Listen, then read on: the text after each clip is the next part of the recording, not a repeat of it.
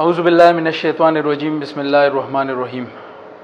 په مورخه 9/9/2019 ابرار خان سب انسپکټر د پړانګو تاڼۍ په موبایل گشت باندې چې اطلاع ملو شوه چې د پړانګو په حدودو کې سردریاب سره یو لاش دی په صندوق کې بند دی، چا قتل کړی دی.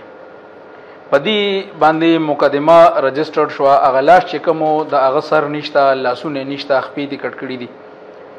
د شناخت چې څومره ذرایع وي نو هغه ټولې د هغه نه ختمې کړي وي.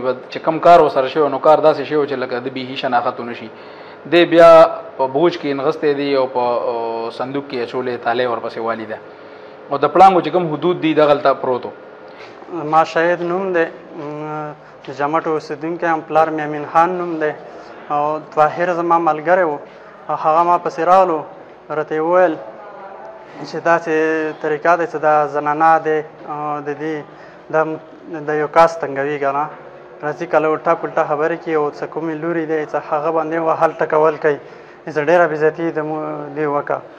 نو زنانه سره ملاو شو، زنانه ویل چې ډېره بېزتي د مو وکړه، روزانه د مو بېزتي کوي. بس بیا هغه راوغوښتلو، نو بس طاهر مو ته ویلو چې دا وهو. بس غاله ورغلو، نو کور کې هغه ډېر الټا پلټا خبرې کولې که نه، خبرې مونږ هم اورېدلې، ډېر الټا پلټا خبرې کولې خطا پته.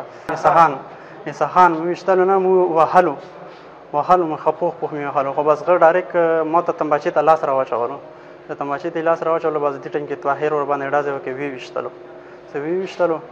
بس طاهر د زنانه میړه دی، خاوند دی. کلم چې دا خبر منګه خپل اس ډي پی او صاحب ته او ډي پی او صاحب ته په نوټس کې راوسته، حمزه صاحب ته، نو هغوی ډېر په سختۍ سره نوټس واخیسته او د دې دپاره یو خصوصي ټیم تشکیل کړ چې د هغې قیادت زمونږ ډي اس پي سټي صاحب کاو او ایس پي انویسټیګیشن صاحب. په دې کې په ډېرو کوششونو نه بعد په 2 ورځو کې دننه الله تعالی مونږ له کامیابي راکړله.